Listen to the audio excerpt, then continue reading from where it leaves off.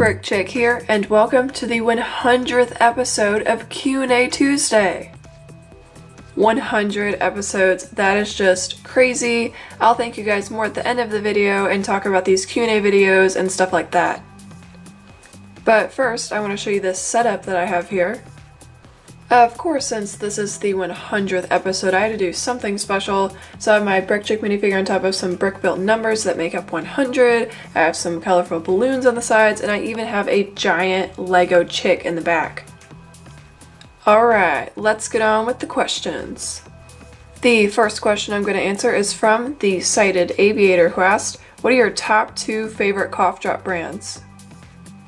That's a very random and also pretty ironic question because I'm actually kind of sick right now. My allergies are just all over the place with the crazy weather we've been having where I live, so I have been using a lot of cough drops lately. Well, they're not technically cough drops, they're actually called throat drops. I don't really like cough drops and I prefer throat drops, but I use them as cough drops to help with a sore throat and to help me stop coughing. So my favorite brand of throat drops is definitely Luden's in the cherry flavor. I love these. These are great. They work really well and they taste great. And there are only a few left in that bag because I've been using so many, so I actually had to get more at the store today, and I got some watermelon ones, so we'll see if those taste good too. And my second favorite brand of cough drops slash throat drops I guess would be Halls. I haven't gotten those in a while, but one time I got some raspberry mint ones and those were pretty good. And in case you're wondering why I decided to answer this kind of random question first, it's because I wanted to let you guys know that I'm a little bit sick right now, in case you're wondering why my voice sounds a little bit weird.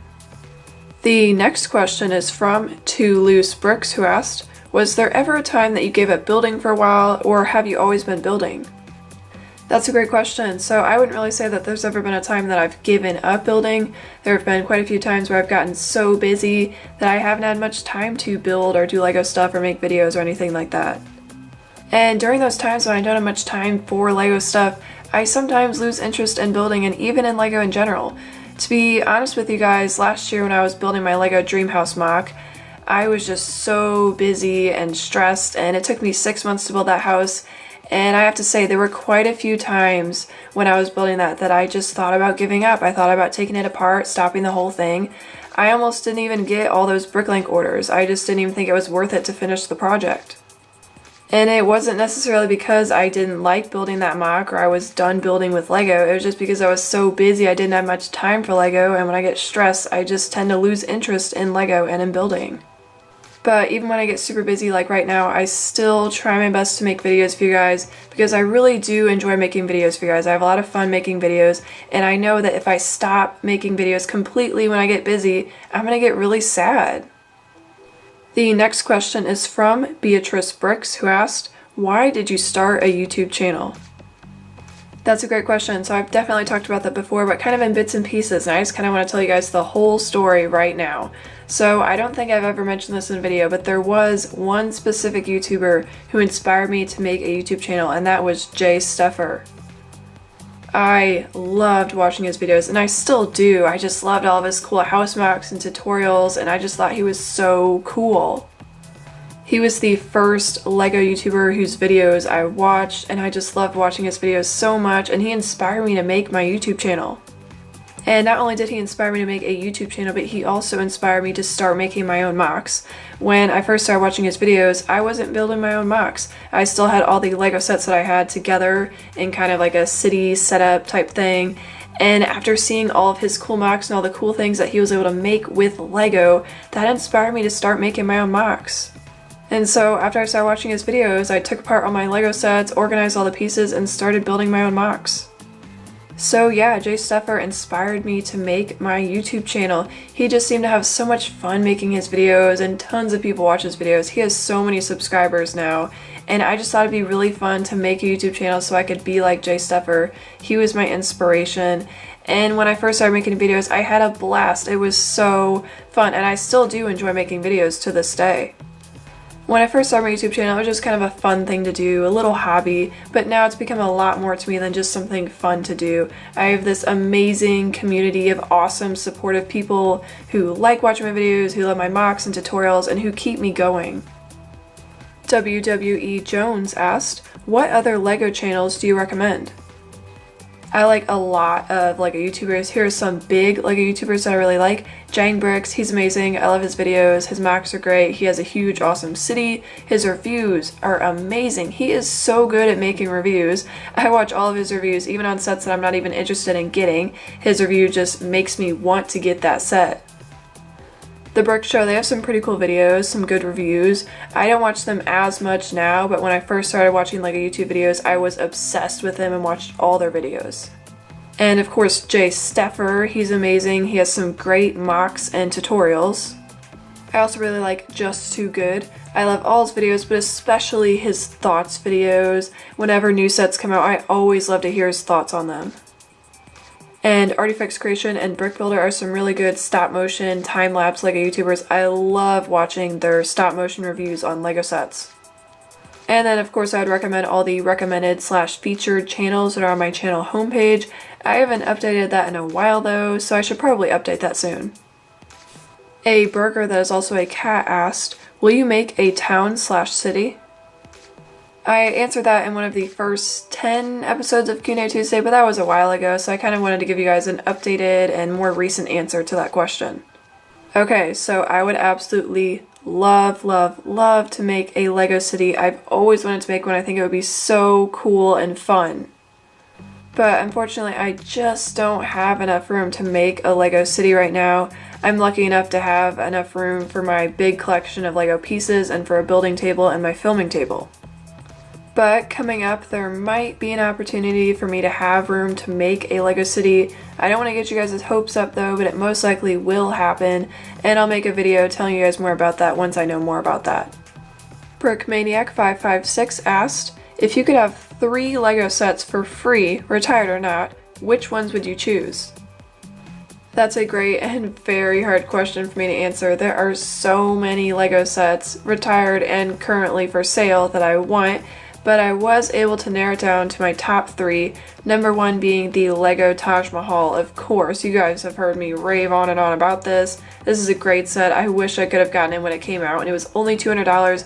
Now it's like over $1,000 on eBay or something crazy like that. Then I also would really, really like to get the Lego Grand Carousel set that came out in like 2007 or 2008, somewhere around that time.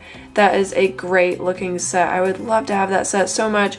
Then the third one is the Statue of Liberty set. That is so cool looking, and it's a really big set too. The next question is from Lego Guy the Builder, who asked, how many light bricks do you have?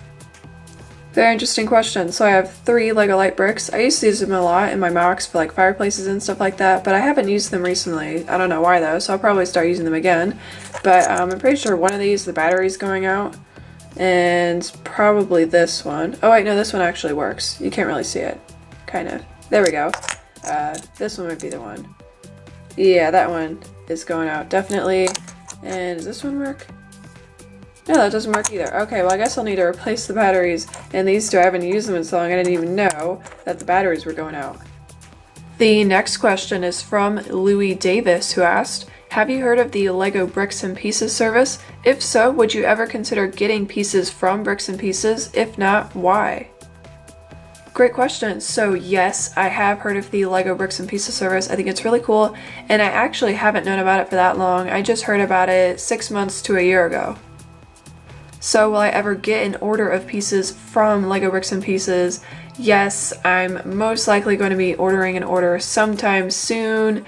I've been looking at all the pieces on there. I found some really cool pieces from a lot of different sets, and I think it's really cool because it's kind of like Bricklink, where there are a lot of interesting pieces. Like on Lego Pick-a-Brick, there's not a very good variety of pieces on there, but Lego Bricks and Pieces has a lot of cool pieces from different sets, so it's kind of like Bricklink in that way. It's a little bit more expensive than Bricklink, but with Bricklink, it's super hard to find one store with all the pieces that you want, whereas with Lego Bricks and Pieces, there's a huge variety of pieces and you can get it all from one place.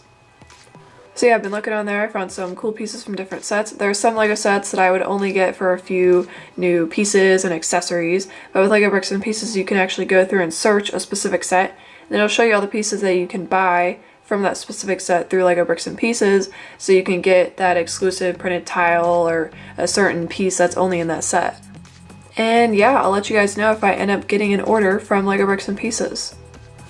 Rain Casper asked, what is the easiest way to organize Lego bricks? By color, shape, piece, etc.? Great question. So I have to say I don't have an exact or consistent method for or way of organizing my Lego pieces. It just honestly depends on what works for me. Some pieces I do sort by color. I have a lot of white Lego bricks, and those are what I used to build on my houses. So I separate those out so I can find those easily, and I separate those by, the size of the brick, 1x2, 1x3, so on. I separate all my 2x bricks from my 1x bricks, so I can find those easily. I separate some of my tiles by color. I have a lot of gray and dark tan 2x2 tiles, so I separate those out so I can find those easily. I use the dark tan tiles for flooring, so I like to be able to access those and not have to sort those out from all the other color of 2x2 tiles. I separate out my 1x4 dark brown tiles. I use those for wood flooring. So when I'm putting in wood flooring in a house, I just take that bin and bring it over to my building table so I can put that in. But for the most part, I do organize my Lego pieces by the type of Lego piece. I have all my 2x3 plates in one bin, all my 1x1 round bricks in one bin, all my 2x2 round plates in one bin, and so on. Some pieces I do sort by shape. Like I have a lot of weird triangular angled plates, and I don't have enough of those to put them in their own bin, so I just put them all in one container. I have a lot of weird miscellaneous plates that I don't have enough of to separate out. I just put those all in one bin. I have a whole miscellaneous bin of Lego pieces that I don't know where to put. And if you would like to see how I organize my pieces in more detail, I'd recommend watching my most recent Lego collection video. The next question is from Oren Stuff, who asked, which one of your mocs do you think has the most detail? Great question. So I like all of my mocs. They're all great and interesting in their own way. They're all different, so I can't really compare all of them, but if I had to choose which one of my mocs I think has the most detail, I would definitely say my Lego hotel mock. I just spent so much time putting a ton of detail into that mock, the lobby, all the different areas. I had the buffet with all the food, and I put all the minifigures in there. I had the restaurant with all the minifigures at the tables. I had the pool with all the minifigures and the tiling and everything, and all the rooms were highly detailed. I even put architectural details around all the windows on the second floor and all along the roof. I put a lot of detailing on the roof.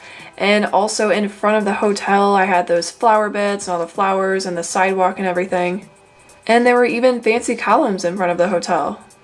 So, of course, all my mocks have detail. I love putting as much detail as possible into my mocks, but I feel like with my Lego hotel, I put a ton of detail on the inside and the outside. And then Rain Casper asked, what is one mock idea you eventually want to make but haven't yet, either because it's too difficult right now or because you don't have the right pieces? Great question. So I've definitely talked about Lego mocks that I would like to make if I had more pieces, space, and time. I'd love to make huge Lego mansions with tons of detail on the inside and hundreds of room. But there is one specific mock that I would love to make if I had more space and time, and pieces, of course. I would love to make a Lego cathedral, and I would base it off one of the cathedrals like the Notre Dame or one of those beautiful cathedrals in France or England, like in Europe. I think they're all so amazing. I love architecture. I love cathedrals. I've read a bunch of books on the architecture of cathedrals. I'm really interested in them, and I would absolutely love to make a beautiful, detailed Lego cathedral with tons of architectural details and beautiful stained glass windows. That would be amazing. Alex Brix asked, what are your favorite Lego superhero and supervillain minifigures? So I have to say, I don't have any Lego superhero sets, so I don't really know much about them or the minifigures that are in them. I don't really know much about superheroes in general, so I can't really give you a good answer for your question, I'm sorry. But I do watch The Flash, so I guess my favorite Lego superhero minifigure is The Flash. He was only in one set, I believe. It was that Gorilla Grodd set, and then I guess my favorite supervillain would be Captain Cold. He was also in that set. I'm not really sure though. I'm sorry I can't give you a very definite and good answer for that. The next question is from TD Brix, who asked, would you consider yourself to be more of an extrovert or an introvert? 100% definitely introvert. Don't get me wrong, I love being around people, I love hanging out with my friends, but after being around people for so long, I just get so tired and drained, and I just love coming home and going to my room, being by myself, watching TV or reading a book, and just being by myself. When I have to be around people all day and do stuff all day, I just get so tired and stressed, and being by myself and being alone is a way of de-stressing for me. The next question is also from TD Brix, who asked, are you right-handed, left-handed, or ambidextrous?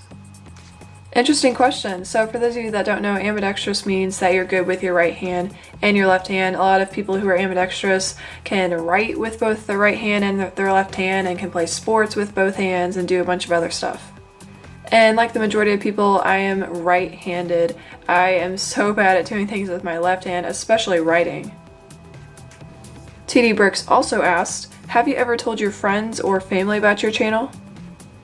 So obviously my family knows about my YouTube channel. I have to tell them to be quiet when I'm filming, and some of my cousins know about my YouTube channel, and so does my grandma.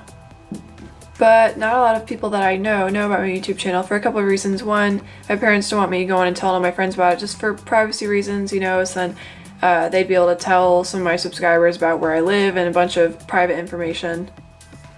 And I don't really want to tell my friends about it. I guess I'm kind of a little bit embarrassed. Most girls my age don't build with Lego or have a YouTube channel. And it's not just that I feel embarrassed or weird about telling them. I honestly don't really want to. It's kind of cool having like this secret part of my life that hardly anyone knows about. Sometimes I feel like Hannah Montana because I have this secret life that hardly anyone knows about. And TD Brix also asked, what kind of audience do you seek on this channel? My answer is the kind of audience that I have right now. A bunch of active subscribers who are always commenting and liking my videos and sharing my videos and watching my videos and giving me ideas and asking me questions for these Q&A videos. Just a bunch of active, involved people. I couldn't ask for a better audience or better subscribers. You guys are awesome. You're very supportive and active and involved. I'm telling you, I would much rather have 100 active, involved, supportive subscribers who are always sharing and giving me ideas and commenting than say 100 million subscribers, out of whom only 50 actually comment and are involved on my channel. The active, involved, creative, supportive people who watch my videos are the kind of people that I want to watch my videos. And then TD Brix also asked, through these 100 episodes, what have you learned? That is an awesome question. I have to say this has been quite the journey and the experience, and I would have to say the number one thing that I've learned from this is commitment. For the past 2 years, I have uploaded a Q&A video every Tuesday, and the only reason I haven't uploaded one is because I've been super sick or on vacation. And even when I'm super busy or I'm not feeling the best, like right now, I still try my best to make a Q&A video every Tuesday. And it's not because I'm forcing myself to do it. I'm doing it for you guys, but I'm also doing it for myself to kind of prove to myself that I can commit to something. And I have to say, I'm very proud of myself for committing to this and for uploading a Q&A video almost every Tuesday for the past 2 years. And also, another thing that I've learned from making all these Q&A videos is that if people know more about you and know things about you, they'll be more interested and active and involved. Before I started making these Q&A videos, I had some active subscribers, people who comment a lot and really like my videos and watch my videos. But ever since I started making these Q&A videos, not only have I gotten a lot more subscribers, but also a lot more active subscribers. There are so many of you guys who watch all my videos and comment on all my videos and like on my videos and are always sharing and giving me ideas. And that's awesome. Not only have you guys gotten to know me a lot better, but I've also gotten to know you guys a lot better. I feel a lot closer to you guys, and now I have this awesome community of very supportive, amazing people. The next question is from Brick Daddy, who asked, how old are you and how long have you been into Lego? First, how long have I been into Lego? Since I was 2 or 3. Just kidding. I played with Duplo bricks when I was younger, but that doesn't really count. I didn't really get into Lego until I got my first real Lego set when I was 8. But even after I got my first Lego set when I was 8, I wouldn't really say I was into Lego. I liked it, but I wasn't super interested in it. I still liked Barbies and other stuff like that more than Lego. I wouldn't really say I got super into Lego until I was 13 when I started building my own mocs, and then I started my YouTube channel. And then how old am I? I don't know why I've never told you guys how old I am. It's not like it's super private information like where I live or anything like that. I guess I just haven't told you because when I first started my YouTube channel, my parents didn't really want me giving out any private information at all. But I've given you some hints about how old I am. I've told you that I'm not an adult, and then I'm a TFL, a teenage fan of Lego, and then I'm in high school. So I know that some of you guys have probably figured out about how old I am. But I'll just go ahead and tell you guys, I'm 16, I'll be 17 in a couple months, which is just crazy. Wow, that actually wasn't as big of a deal as I thought it would be, but at least now you guys know how old I am. I know a lot of you have been wondering that for a while. And then next, Lego Lord 327 asked, how old are you and do you have an Instagram? So like I said, I'm 16 and yes, I do have an Instagram account. So yeah, go follow me on Instagram. I'm trying to get 100 followers. I'm at 71 right now. I haven't posted in a while just because I haven't really been doing that much Lego stuff, and I'm going to try to be posting more often. So make sure to go follow me so you can see what I'm up to and what kind of things I'm building. And the last question I'm going to be answering is from Alec14P, who asked, why did you pick Tuesday to be your Q&A day? So he didn't actually ask for that to be answered in the 100th episode of Q&A Tuesday, but I thought it'd make sense to answer it in this episode. So why did I pick Tuesday to be my Q&A day? Well, one reason is it sounds pretty good. Q&A Tuesday has a nice ring to it. And the second reason is honestly just because Tuesdays work well for me. When I first started making Q&A videos, I was looking at my schedule, I was like, oh, I can't do it these days because I have stuff going on regularly, but Tuesdays just worked well, and luckily Tuesdays still work well for me to make weekly Q&A videos. Whew, that was a lot of questions to answer. Thank you guys so much for asking all these awesome questions for me to answer in this very special episode of Q&A Tuesday. And now that I'm done answering all those questions, now I'm just kind of going to talk about Q&A Tuesday and why I started it and stuff like that. So why did I start making Q&A videos? Honestly, I just thought it would be cool and fun. I know Q&A videos are pretty popular, everyone seems to like them, and I thought it'd be cool to make them so you guys could get to know me better, and so that way I could have weekly videos. I'd been wanting to start a new segment on my channel with weekly videos. I thought about doing weekly tutorials or mini mocs, but I just didn't think that I would have time to do that every week. I didn't think I could commit to doing that, and so I was like, why not do Q&A videos? They don't take that long to make. Sometimes they do take longer to make, or I really need to think on a hard question or, prepare something for it, but the majority of the time they're pretty easy to make. And the awesome part is that you guys seem to really like my Q&A videos, even though I don't spend a ton of time making them, but I do put a lot of effort into making them. And not only have you guys really enjoyed watching my Q&A videos, I've also really enjoyed making them. I love answering your guys' fun and creative questions that really make me think. Sometimes you guys just ask super interesting and creative questions that I never would have thought of. And you guys just continue to amaze me and surprise me with all of your awesome questions that you ask me. And I'm still in awe that you guys keep coming up with more questions for me to answer. When I first started making Q&A videos, I was like, oh, people ask me all the questions that they've been wanting to ask me these past couple of years. And then they'll just stop asking me questions. If I don't get that many questions, I'll just answer one question a week. And if I don't get that many at all, I'll just make one Q&A video a month. But oh my gosh, was I wrong. Not only have I had enough questions to make a Q&A video every week, but I've also had enough questions to answer multiple questions in each episode. And in fact, I actually just counted, I've answered about 280 of your guys' questions. That's just crazy. It does not feel like I've answered that many questions, but it also kind of does, I guess. And when I first started making Q&A videos, I didn't really know how popular they were going to be. I knew some people would like them because, you get to ask me questions. I knew there were some things you guys were curious about, but I did not know that you guys were going to like them this much. You guys seem to really enjoy them. You guys are always asking me questions and coming up with questions for me to answer. And you guys seem to get really excited for Q&A Tuesday. I've actually had some people comment and tell me that after a certain time on Tuesday, they're just waiting at the computer for me to upload Q&A Tuesday. And that just really made my day. That really means a lot for me to hear that. And another awesome thing that happened as a result of me making these Q&A videos is that I've gotten a lot more subscribers. 2 years ago when I started making these Q&A videos, I had about 500 subscribers, and now I have almost 2,800 subscribers. I feel like making these Q&A videos and, having regular videos and really having this connection with you guys where you can ask me questions and learn more about me has really helped me to grow my channel and get more subscribers, which is awesome. And this has just been a great experience for me. I'm so glad that I started making Q&A videos. I almost didn't, and I'm so glad that I did. I had no idea that I would turn into all of this.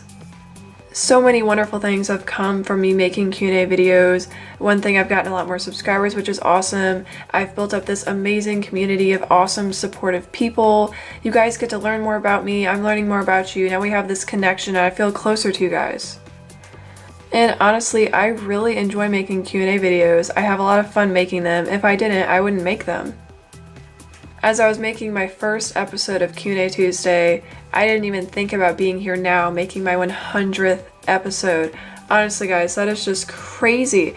I didn't even think I would make it to 50 episodes. If you watched my 50th episode of Q&A Tuesday, I said in there multiple times that 50 episodes was just crazy. I didn't even think I would make it to 50 episodes, and here I am making my 100th episode of Q&A Tuesday. So I just really want to thank you guys. Thank you for being such an amazing and supportive community. Thank you for asking me all of your awesome, interesting, creative questions that really make me think and really challenge me. Thank you for pushing me to be better and for helping me to get where I am now. And thanks for watching. I hope you enjoyed this video. If you did, please give it a like, comment, and subscribe. Thanks for celebrating the 100th episode of Q&A Tuesday with me, guys, and here's to 100 more.